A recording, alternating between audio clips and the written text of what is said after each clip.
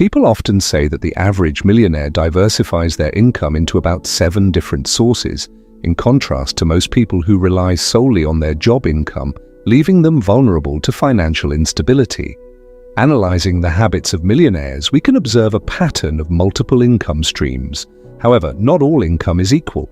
It varies in terms of activity level, passiveness, taxation, and leveraging potential. Today, let's check out the 7 main ways most millionaires make money, and the 6th will surprise you. Before we proceed, leave your comment on this video. I will achieve financial freedom. When I see your comment, I'll leave a heart, because I know you'll reach your goals soon.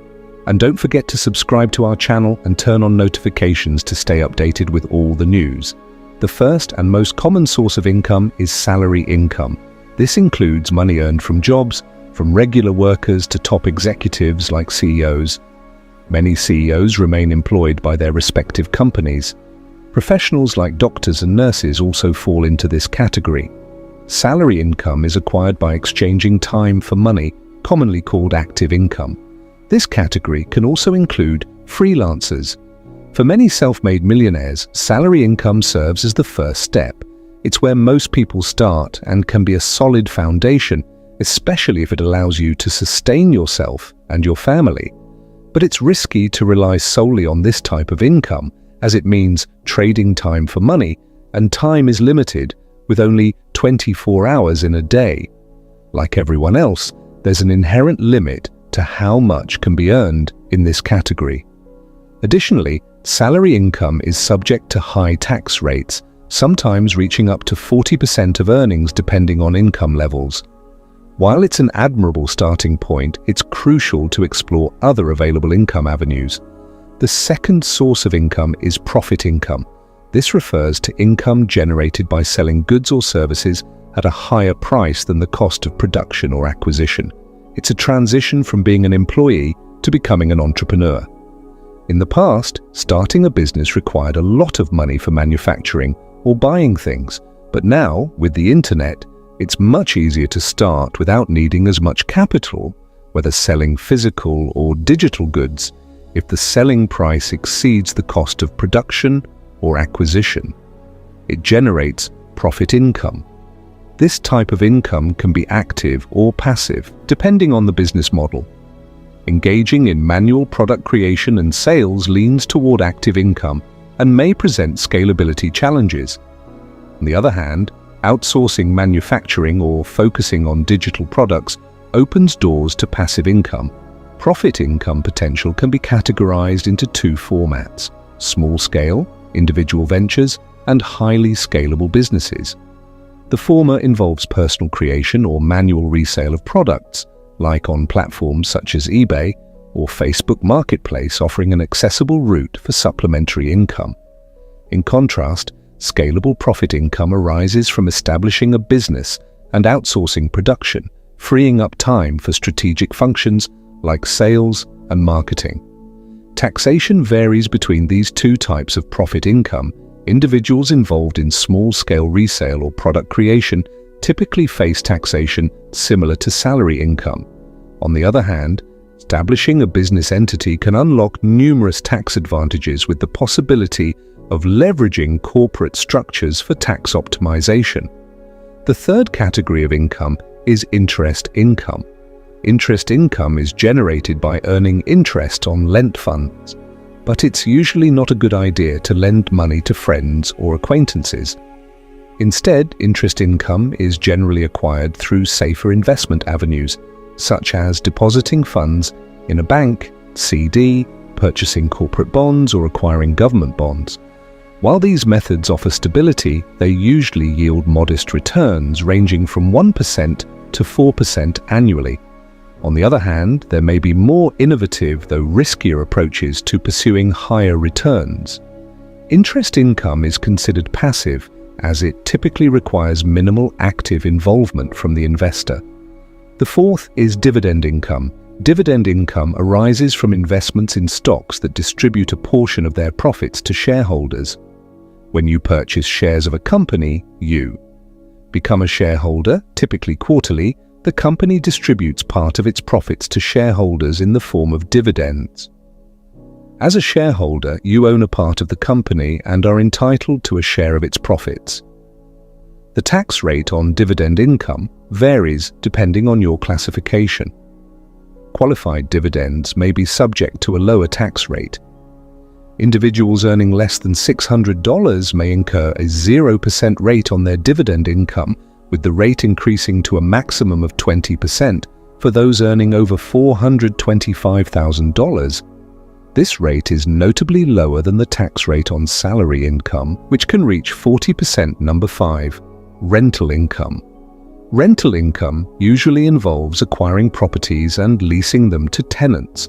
However, this is not limited to residential properties. It can include commercial properties leased to businesses or industrial properties leased to manufacturers. Additionally, rental income is not limited to real estate. There are alternative methods to generate rental income on a smaller scale. For example, individuals can rent equipment to various industries, their vehicles, musical instruments, and so on. Essentially, rental income refers to any revenue generated by providing property to another person in exchange for payment. Number 6. Residual and royalty income. This type of income is about getting paid even after finishing the main work. It can come from things like being in a movie that people still watch, writing a book that keeps selling, or currently having a YouTube channel that people continue to watch. Royalty income represents a form of residual income obtained by allowing others to use your ideas or properties to make a profit, such as musical or literary works. For example, musicians allow streaming services and record labels to distribute and sell their creations, earning royalties every time their songs are played or sold. Similarly, authors receive royalties when publishers print and distribute their books, continuing to earn as long as sales persist. Additionally, various royalty sources can arise from a single creation. A notable example is author J.K. Rowling, who not only earns royalties from book sales, but also from adaptations of her work into films and merchandise featuring her characters. Even 2 decades after the release of the first Harry Potter book, Rowling continues to receive royalties whenever individuals purchase merchandise, watch films, or buy the books, as these products derive from her original creation. Number 7. Capital gains. Capital gains income arises when an appreciated asset is sold. While real estate and stocks are the most common examples, numerous other assets can generate capital gains. For example, if you bought a property for $100,000 and sold it for $150,000, you would have realized a capital gain of $50,000. Similarly, acquiring 100 shares of a company for $20 per share and selling them for $120 each would result in a capital gain of $10,000. It's essential to distinguish capital gains income from profit income. The former does not involve buying or producing goods for resale at a profit. Instead, it involves assets whose market value has appreciated over time, while individuals have limited control over this value. Capital gains enjoy favorable tax treatment compared to most other types of income, with capital gains tax rates ranging between 15% and 20%, with the possibility of reducing to 0%, particularly in real estate transactions. In many cases, reinvesting real estate capital gains back into the market can allow for tax-free growth, enabling individuals to increase their net worth without incurring taxes. Many people are driven by the desire to become wealthy. However, many still struggle to find real success and wealth. Let's talk about practical methods and behaviors widely adopted by successful individuals to achieve wealth. If you're enjoying the content so far, and if you're new here, consider subscribing for more amazing content like this. One fundamental practice that differentiates rich people from most is maintaining a comprehensive money tracking system.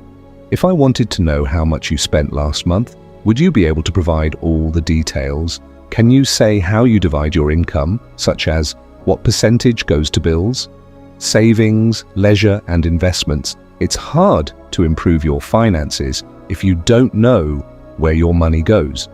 Cultivating the skill to meticulously track every penny under your control not only facilitates effective management of current finances, but also empowers you to make smarter decisions with larger amounts in the future.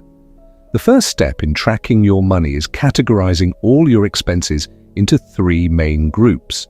First, income. This includes the money you earn in a month from your job, side gigs, or any other source.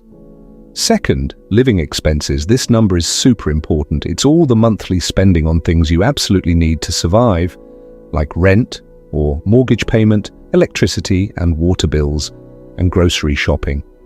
While these costs usually remain almost the same each month, many people don't realize how much they actually spend on these things. Third, other expenses.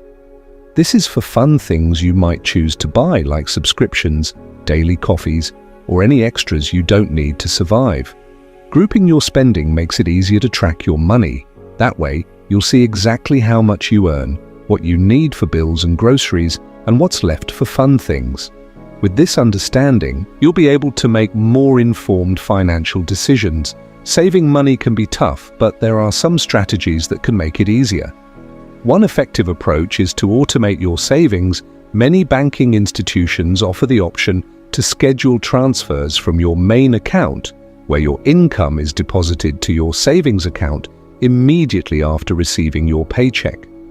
By doing this, a portion of your earnings is saved before any expenses are deducted, requiring minimal effort on your part. This automated system helps prevent overspending, as the funds are allocated to savings without conscious intervention. Another way to avoid spending your savings is to keep them in a separate bank account which doesn't have a debit card or connection to your checking account. This way, your savings won't be as tempting to use for everyday purchases. Keeping the money in a separate account and without a debit card makes it harder to access. This can help you save more, as you won't be as tempted to spend it easily. Indeed, there are 2 main ways to save more money: cutting expenses to free up extra cash, or finding ways to earn more to have more to save. However, accumulating savings is just the initial phase of wealth building. Having a lot of money in the bank doesn't always mean you're rich. There's a difference between liquid money and wealth. Let's say you have $1 million. Would you prefer to keep it all in cash, or invested in things like real estate or successful businesses? The rich usually prefer the latter option. Money retains its nominal value over time. So if you stash away $1 million in cash, its value remains constant over the years, discounting the impact of inflation, which gradually decreases the purchasing power of the currency.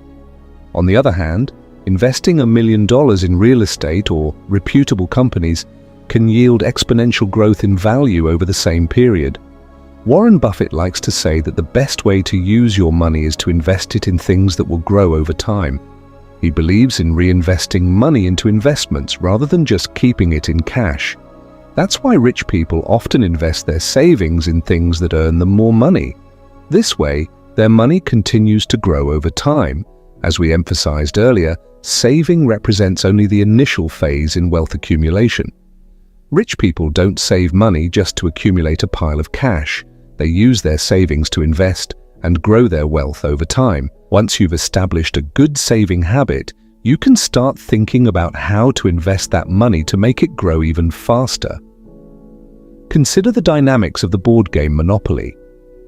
Success doesn't depend on accumulating money, but on acquiring properties that generate continuous income streams. It's not enough to accumulate money. The goal is to convert it into assets that produce wealth. In the long run, people who invest in things like real estate usually end up with more money. Let's say you have the option to stash away money or buy something that brings you returns. What would you choose? Rich people prefer to invest their money in things that generate more money on their own, like rental properties or dividend-paying stocks. This way, the money works for them instead of them having to work for it. This shows what's really important to them when it comes to building wealth, using money to buy or create things that generate more money. It's also interesting that many rich people don't spend all the money they earn. They live below their financial means.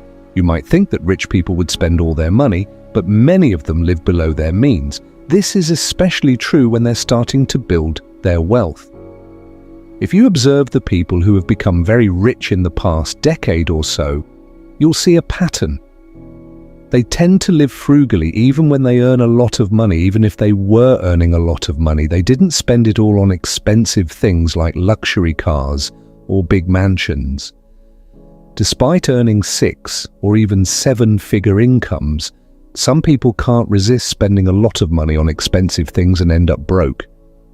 But people who want to become very rich aren't just thinking about spending a lot of money. Their focus goes beyond accumulating a few million. They aim for huge fortunes. Consequently, many of them, even with comfortable incomes, maintain modest spending habits, similar to ordinary people. Now that we're talking about keeping track of your money, saving it and using it to buy things that generate more money, there's one important thing rich people do to keep their wealth forever. This trick allows them to spend money on expensive things without worrying about running out of money. The big difference lies in how they use the money. Instead of spending all their savings, the initial capital, they spend only the extra money they earn, the residual income. Initially, most people rely on active income, which is earnings derived from their time and effort. However, by investing in income-generating assets, they start generating passive income, which constitutes the cash flow generated by these assets. The key to becoming very rich is to spend only the passive income generated by your assets. This way, you can preserve your hard-earned capital. It's like planting a tree. Some people might just eat the seeds right away, but rich people plant the seeds first. Then they eat only the fruits the tree produces, not the seeds themselves. This way the tree continues to produce more fruits for them forever. Even though some rich people still run businesses and make money that way, they use that money to invest in more things. They spend only the money their investments generate for themselves, like on vacations or nice things. By following this rule, they always have extra money coming in so they can buy expensive things without worrying about running out of money in the long run. Now, what's the practical step you can take to start your journey towards wealth? As mentioned earlier, to start investing, you must first save, and to save effectively, you'll need to cut your expenses or increase your income. Once you've managed to reduce your expenses, the best initial step is to focus on increasing your monthly earnings. The higher your income, the more resources you'll have to plant the seeds of your financial growth. If you liked the video, remember to give it a like to support us and to let me know that you stayed until the end. Comment until the end. When I see your comment, I will give it a heart. And also, I will leave you with 2 videos full of wisdom that I am sure will add a lot to your life. Click on one of them and go watch.